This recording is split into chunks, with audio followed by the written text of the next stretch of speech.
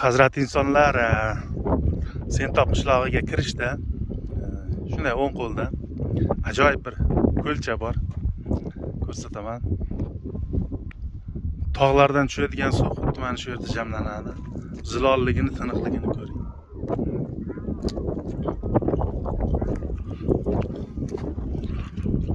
Suv demak mana shu tomondan keladi, tog'lardan. Sharshara, kichkinagina sharsharacha hosil bo'lgan.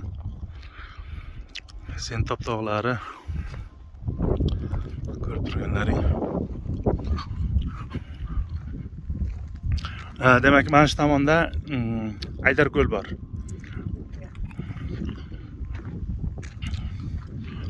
Ko'rsatishga harakat qilaman. Ko'm-ko'k ko'rinib turibdi. Aydarko'l. Sentob qishlog'iga shunday kirishda o'ng qo'lda juda ham chiroyli bo'lgan Nefrit ko'li. Navbatdagi lokatsiya kelinglar do'stlar. Nurli manzillar. Sog' bo'lasizlar.